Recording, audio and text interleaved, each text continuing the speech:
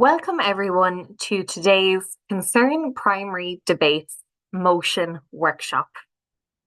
Today we will be looking at the motion, we should only buy fair trade products.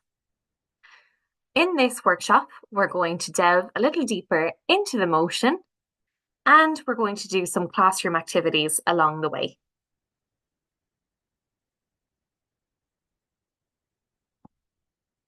To start, here is a classroom activity called School Bag Detectives. Pupils will take out their school bags to critically examine the contents. Once you have your school bag in front of you, can you find the label to show where it has been made? Are any of your books or copies printed locally? Which countries did the food in your lunchbox come from? With your class, identify any places of origin and mark them on a world map. Your teacher can help you with this, and you can pause the video here, and when you finish the activity, can press play again.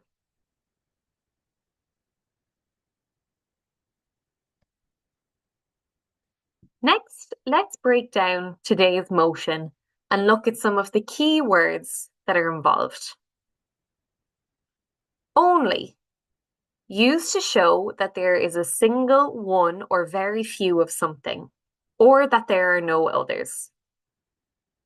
Buy, to get something by paying money for it. Fair trade, a way of buying and selling products that makes certain the people who produce the goods receive a fair price.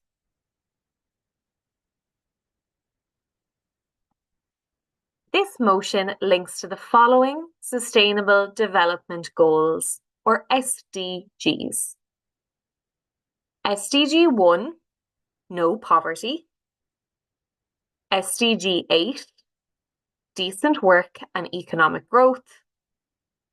And SDG 12, responsible consumption and production. If you'd like to learn more about the SDGs, there are lots of links on our Concern Primary Debates webpage and Trello board.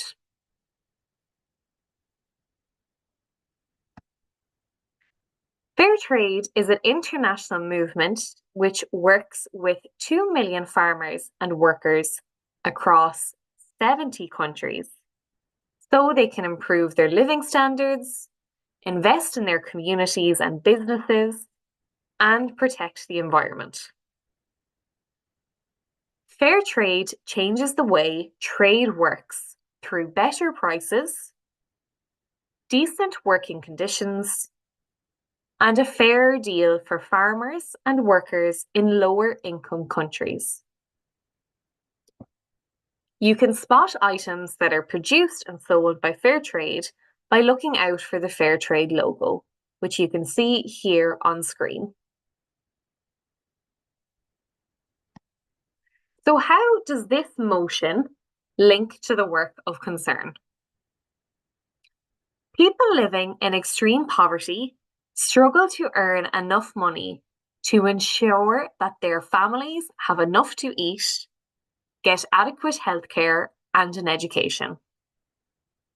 Our programs at Concern aim to give them the tools to ensure they are able to earn a sustainable living, helping them to learn new skills, improve their crops, and set up small businesses to generate more income. Here are a couple of examples of how Concern engages in this kind of work. Jean, pictured here, is married with 2 children, Gift, who is 3 years old, and 3-month-old Keza. Jean has started a successful small grocery shop in his community with support from Concern. He has planted forests on 2 plots of land that he bought and also owns 3 plots of rice in Munganza, Rwanda.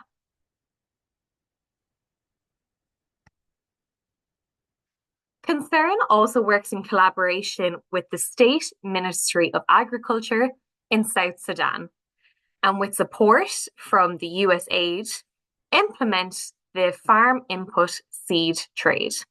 So this increases the number of households with access to quality seeds. And we can see from the picture here, these people are taking home some quality seeds to grow on their own farms or plots of land.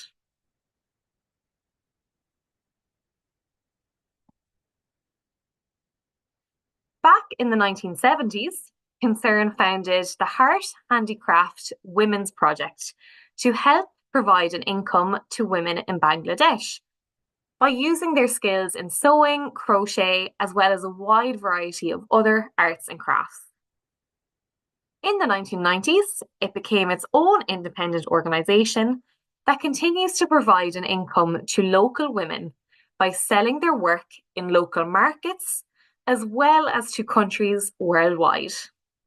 So here we have pictured a couple of hand-embroidered calendars that are made by the Heart Handicraft Women's Project in Bangladesh, and they are actually bought by our staff in Concern and then sent out to adjudicators who adjudicate your debates during the year as a Christmas present each December. So you can see all the different years here and all of the different lovely calendars that have been made over the couple of years.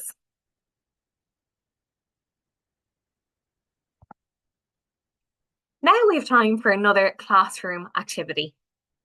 This time we're going to do a Who Am I or Guess Who equivalent of a classroom activity, but make it fair trade focused. So your teacher is going to read the following statements, and then you guys in your classroom will guess what item that fair trade produces is being spoken about. So, first statement. I am grown in countries such as India and Thailand. I need a lot of water. When I am growing, I look like tall grass, but once I have been harvested and processed, I end up as small grains, white or brown. I can be boiled or steamed, and I am eaten all over the world. Which fair trade product am I? You can pause the video here and discuss in class, and when you press play, we will reveal the answer.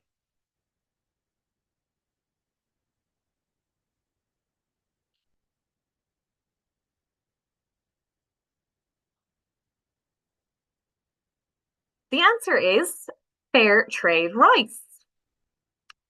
Low returns on their products can prevent rice farmers from making necessary investments such as equipment to simplify the hard manual labour involved in harvesting, or storage facilities to limit waste. The changing climate is threatening to flood rice farms near major rivers, while elsewhere heavy rains or droughts are already causing crop failures. Fairtrade recognises these challenges and supports small-scale rice farmers in a variety of ways to respond to them. Did you get the answer right in your classrooms? Not to worry if you did or didn't, we have another Fairtrade edition of Who Am I now. So our next statement is, I am from countries like Mali and Burkina Faso in Africa. I am planted and picked by hand, which is really hard work. I am made into clothes, toys, pillows. You might even be wearing something made of me right now. Which fair trade product am I? So again, take a couple of minutes in your classroom to discuss the answer and press pause on the video. When you're ready to find out what the answer is, you can then press play.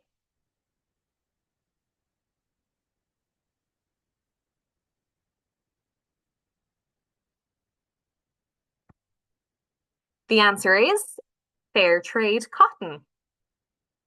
Around 100 million rural households are engaged in cotton production in more than 75 countries around the globe. Since the introduction of Fairtrade cotton, Fairtrade's goal has been to also address the unsafe and unfair labour conditions in cotton processing and textile factories. In 2016, Fairtrade introduced the new Fairtrade Textile Standard and Programme to reach people at all stages of the textile production chain, from seed cotton to finished garments.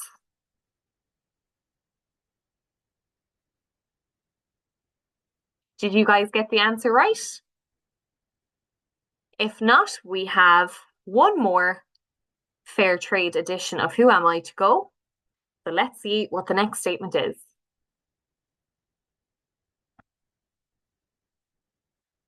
I come from countries like Pakistan. I am handmade by sewing 650 stitches, which takes over 3 hours for the average grown-up to do. During PE or your lunch break, I may become the centre of attention. Which Fairtrade product am I? So once more, have a chat in your classroom with your teacher about what you think this statement might be about, and then pause the video so you can discuss. Press play when you're ready to hear the answer.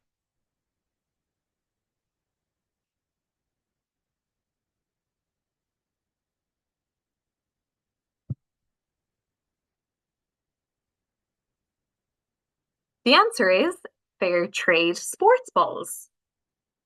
Sports like football, volleyball, and rugby bring billions of people together. But the people making these sports balls are usually hidden from you, working in precarious conditions with very low incomes. They are primarily hand-stitched by women who work 12 hours a day, 6 to 7 days a week, and are paid per ball. Fairtrade seeks to improve their working conditions and increase wages.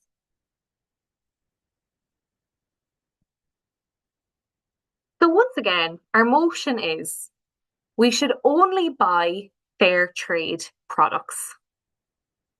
This means the proposition team agree with this motion and want to support it. The proposition may make an argument such as this one. When you choose Fairtrade, you help ensure farmers receive a fairer price for what they grow. Fairtrade guarantees a minimum price that acts as a safety net for farmers, especially when market prices fall. This makes sure farmers never sell their crops for less than it costs to produce them. According to the Fairtrade Foundation, this helps protect small-scale farmers and allows them to cover their basic costs of living. In 2023, Fairtrade raised its minimum price for coffee to help protect farmers from the rising costs of production and the impacts of climate change. The new rates increased by 19% for Robusta coffee and 29% for Arabica. This system guarantees farmers a stable income even when global market prices fluctuate, offering security in uncertain times. So this would be an example of an argument that the proposition team could make in their speeches.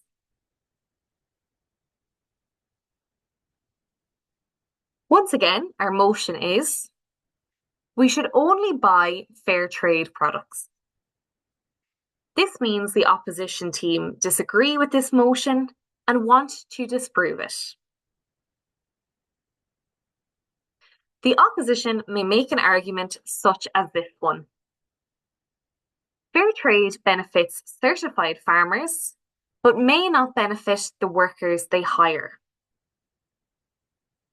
While Fairtrade certification brings benefits like minimum price guarantees and premiums for certified farmers, it may not always extend these advantages to the hired workers on these farms.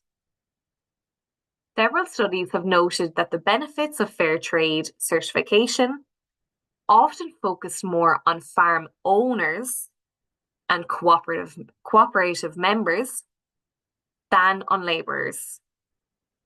For instance, a 2019 study published by Nature Sustainability found that while Fairtrade certified farmers receive higher wages and better working conditions, the farm workers that they hire frequently face low wages and poor labour conditions. So this is an example of an argument that the opposition team might make.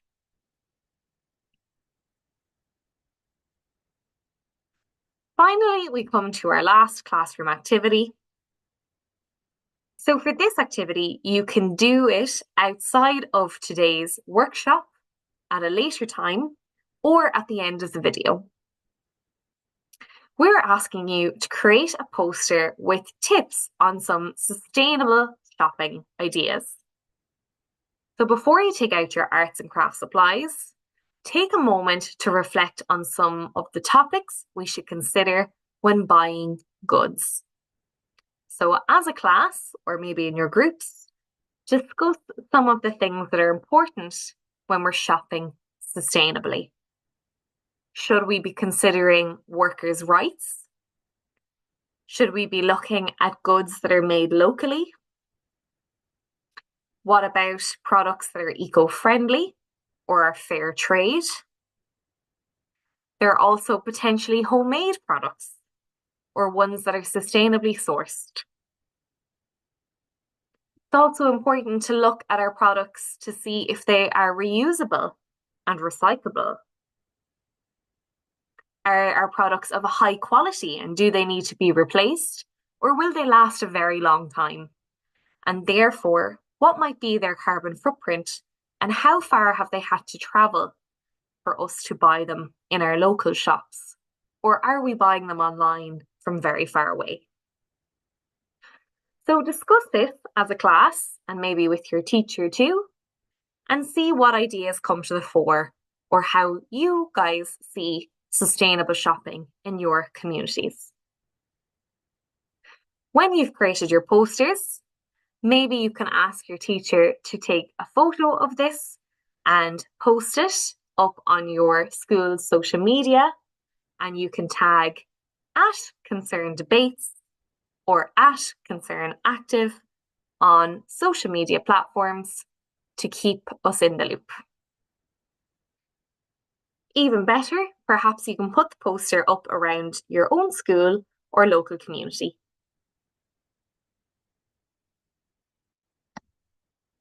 If you want to learn more about the Concern primary debates, you can have a look at our handbook, which includes the marking sheets and all the other training videos about the Concern primary debates programme and all the materials needed.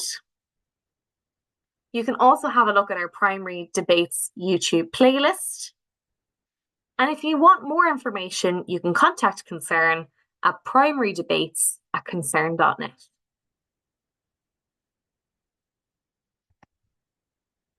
And there is a link to our website and to the social media handles.